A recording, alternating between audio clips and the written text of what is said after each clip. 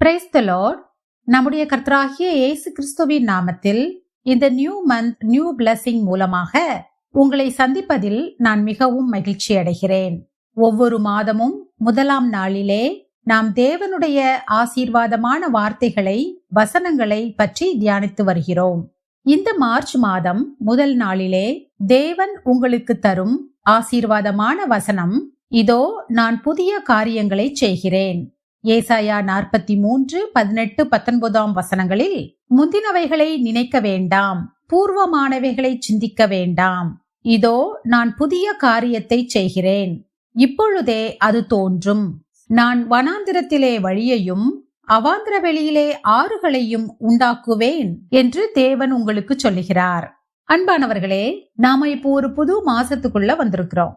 உங்கள சிலருக்கு கடந்த மாதம் மகிழ்ச்சியான மாதமா இருந்திருக்கலாம். அதற்காக நாம் கர்த்தருக்கு நன்றி செலுத்துவோம். சிலருக்கு கடந்த மாதம் காயமாக இருந்திருக்கலாம். சிலர் இழப்பை சந்தித்திருக்கலாம். அல்லது சிலருக்கு போராட்டமாக இருந்திருக்கலாம்.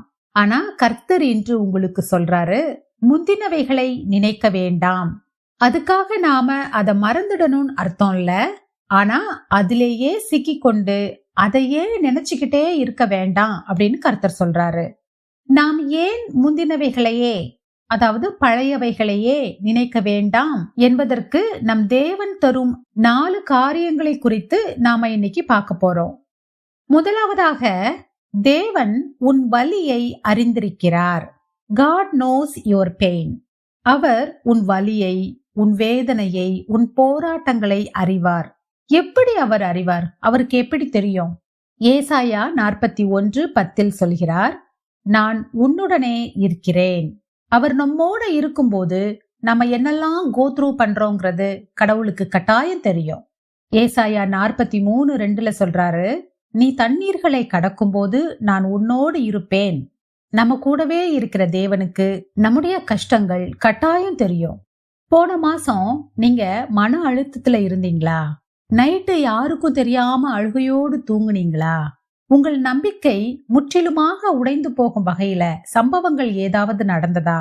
அல்லது துரோகத்தால உங்க உள்ளம் உடைந்து போனதா?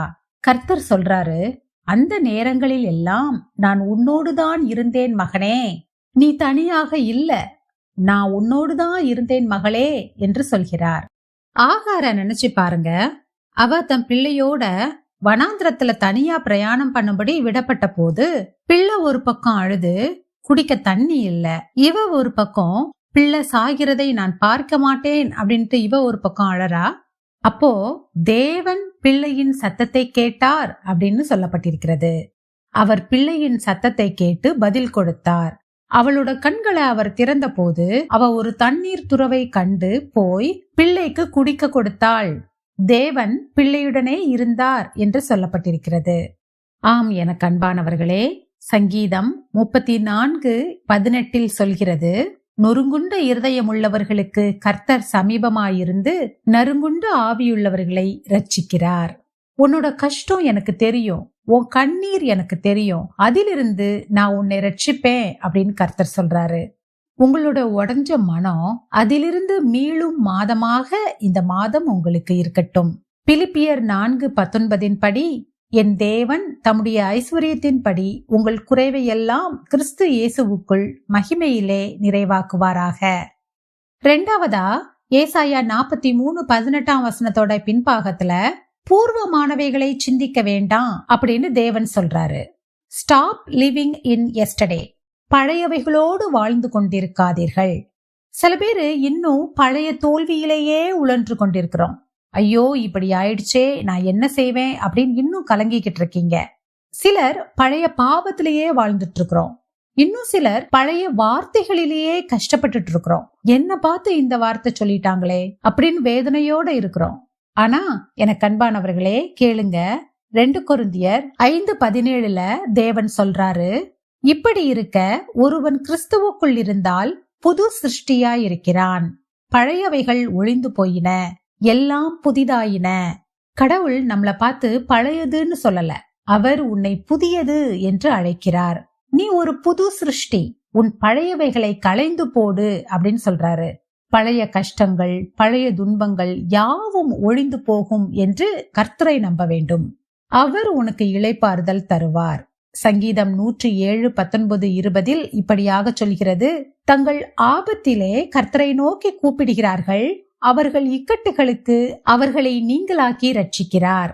அவர் தமது வசனத்தை அனுப்பி அவர்களை குணமாக்கி அவர்களை அழிவுக்கு தப்புவிக்கிறார். பாருங்க, நம்முடைய தேவன் எவ்வளவு அன்பானவர். அவர் தமது வசனத்தை அனுப்பி நம்ம குணப்படுத்துறாராம். நம்மை நம்முடைய எல்லா அழிவுகளில் இருந்தும் தப்புவிக்கிறாராம். ஆகவே உங்க பழைய குற்ற உணர்வை விட்டு வெளியே வாங்க, பழைய பயத்தை விட்டு வெளியே வாங்க, பழைய கண்ணீரை விட்டு வெளியே வாங்க. மத்தேயு 11:28 வருத்தப்பட்டு பாரம் சுமக்கிறவர்களே, நீங்கள் எல்லாரும் என்னிடத்தில் வாருங்கள், நான் உங்களுக்கு இளைப்பாறுதல் தருவேன் அப்படின்னு சொல்லியிருக்கிறது போல நம் தேவன் உங்களுக்கு இளைப்பாறுதலை தருவாராக. மூன்றாவதா, நாம ஏன் பழையவைகளை சிந்திக்க கூடாது அப்படின்னா, அவர் புதிய காரியத்தை செய்கிறார். A new thing, a new life is springing up. ஏசாயா 43:19 இதோ நான் புதிய காரியத்தை செய்கிறேன், இப்பொழுதே அது தோன்றும் அப்படின்னு ஒரு வாக்குத்தத்தம் மாதிரி உங்களுக்கு கொடுக்கிறாரு. இந்த ஏசாயா 43 அதிகாரத்தை முழுவதுமா நீங்க வாசிச்சீங்கன்னா, இது முழுவதுமே வாக்குத்தத்தங்களால நிறைந்த அதிகாரம்.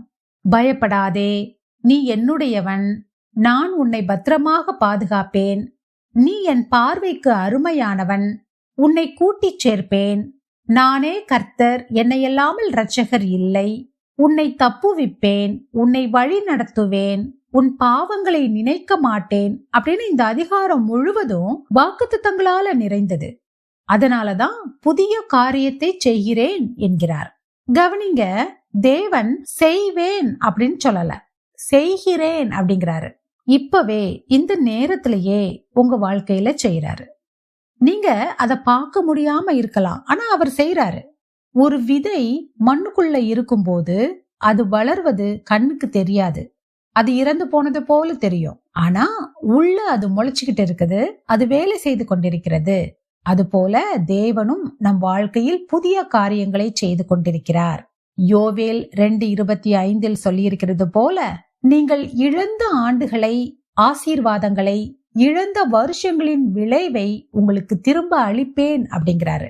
இந்த மாதம் நீங்கள் இழந்த ஆண்டுகளின் ஈடு செய்யும் மாதமாக இருக்கட்டும். நான்காவதாக, நாம ஏன் பழையவைகளை நினைக்க கூடாது அப்படின்னா, தேவன் நமக்கு பாதைகளை உண்டாக்குகிறார். God makes a way, God makes a path for us. ஏசாயா 43:19 பின்பகுதியில, நான் வனாந்திரத்திலே வழியையும் அவாந்திர வெளியிலே ஆறுகளையும் உண்டாக்குவேன் அப்படின்னு சொல்றாரு. வனாந்திரம், அவாந்திர வெளி இதெல்லாம் வறட்சியான காலத்தை குறிக்குது, வாய்ப்பில்லாத காலம். நம்ம வாழ்க்கையில நாம பல கஷ்டங்களையும் துன்பங்களையும் அனுபவிக்கிற காலம். அப்படிப்பட்ட கஷ்ட துன்ப காலங்களிலும் அவர் நமக்கு புதிய வழியையும் நீர்ப்பாய்ச்சலான ஆறுகளையும் நமக்காக உண்டாக்கி தருகிறார்.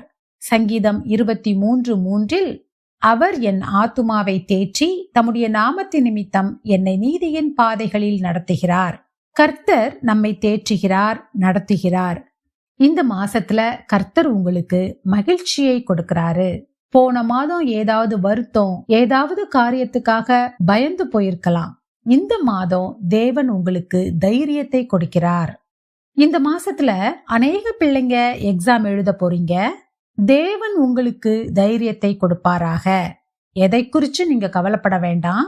உங்கள் இருதயத்தின் சிந்தனைகளை படிப்பிலும் கர்த்தரிலும் மாத்திரம் வச்சிருங்க. குதிரை யுத்த நாளுக்கு ஆயத்தமாக்கப்படும், ஜெயமோ கர்த்தரால் வரும் அப்படின்னு சொல்லியிருக்கிறது போல நீங்க ஆயத்தமாகுங்க, நல்லா படிங்க. தேவன் உங்களுக்கு உங்க எக்ஸாம்ஸ்ல ஜெயத்தை கொடுப்பார். கர்த்தர் பெரிய காரியங்களை செய்வார். உங்க நம்பிக்கையை கர்த்தரிடத்துல மாத்திரம் வையுங்க. அவர் உங்களுக்கு ஞானத்தையும் ஞாபக சக்தியையும் சமயோசித புத்தியையும் தருவார். தைரியமா எக்ஸாம் எழுதுங்க. தேவன் உங்களை வெற்றி சிறக்க பண்ணுவார். என்னாகமம் 6:24-26 வரை சொல்லி இருக்கிறது படி, கர்த்தர் உன்னை ஆசீர்வதித்து உன்னை காக்க கடவர். கர்த்தர் தம்முடைய முகத்தை உன்மேல் பிரகாசிக்க பண்ணி உன்மேல் கிருபையா இருக்க கடவர். கர்த்தர் தம்முடைய முகத்தை உன்மேல் பிரசன்னமாக்கி உனக்கு சமாதானம் கட்டளையிட கடவர். தேவன் தாமே இந்த மாதம் முழுவதிலும் உங்களை ஆசீர்வதிப்பாராக. ஆமேன். நாம் ஜெபிப்போம். அன்பின் பரலோக பிதாவே, இந்த புதிய மாதத்தை நாங்கள் உமது கைகளில் ஒப்படைக்கிறோம் அப்பா. கடந்த மாதத்தின் காயங்கள், கண்ணீர்கள், பயங்கள் எல்லாவற்றையும் உம்மிடத்தில் வைக்கிறோம். இதோ புதிய காரியத்தை செய்கிறேன் என்று நீர் சொல்லியிருக்கிறது போல எங்கள் வாழ்க்கையில் அந்த புதிய காரியம் இப்பொழுதே ஆரம்பமாகட்டும் அப்பா. இந்த மாதத்துல எக்ஸாம் எழுதுற பிள்ளைகள் ஒவ்வொருவரையும் உம்முடைய பாதத்திலே வைக்கிறேன் அப்பா. ஒவ்வொரு பிள்ளைகளுக்கும் தேவையான சுகம், பலன், ஜீவன் கொடுத்து அவர்களுக்கு நீர்தாமே பக்கத்துணையும் பாதுகாவலுமாய் இருந்து அவர்களை வழிநடத்தி ஆசீர்வதிக்க வேண்டுமாறு ஜெபிக்கிறேன். எல்லா பிள்ளைகளுக்கும் நல்ல ஞானம், ஞாபக சக்தி, சமயோசித புத்தியை கொடுத்துருங்கப்பா. போக்கிலும் மரத்திலும் அவர்களை பொறுப்படுத்திக் கொள்ளுங்க, வழி நடத்துங்க. அவர்கள் கையின் பிரயாசங்களை வாக்கி செய்திருளும். கையிட்டு செய்கிற ஒவ்வொரு காரியங்களையும் ஆசீர்வதித்து கொடுத்துருளும் அப்பா. அவர்கள் இருதயத்தின் சிந்தனைகள் படிப்பில் மாத்திரம் இருக்க அவர்களுக்கு கற்றுக் கொடுத்துருளும். இந்த மாதம் அனைவருக்கும் ஒரு ஆசீர்வாதமான மாதமாக இருக்கட்டும். இயேசுவின் நாமத்தில் ஜெபிக்கிறோம் பிதாவே. ஆமேன், ஆமேன். இந்த மாதத்தில் பிறந்த நாள் மற்றும் திருமண நாள் கொண்டாடுகிறவர்களும், இந்த மாதத்தில் உங்கள் மனதிற்கு நெருக்கமாயிருந்தவர்களை இழந்து போன நாளையும் காமெண்ட் செக்ஷனில் சொல்வீர்களானால் அந்த நாளில் நான் உங்களுக்காக ஜெபிக்கிறேன். நான் அடுத்த மாதம் இன்னொரு ஆசீர்வாதமான வசனங்களோடு உங்களை சந்திக்கிறேன். God bless you.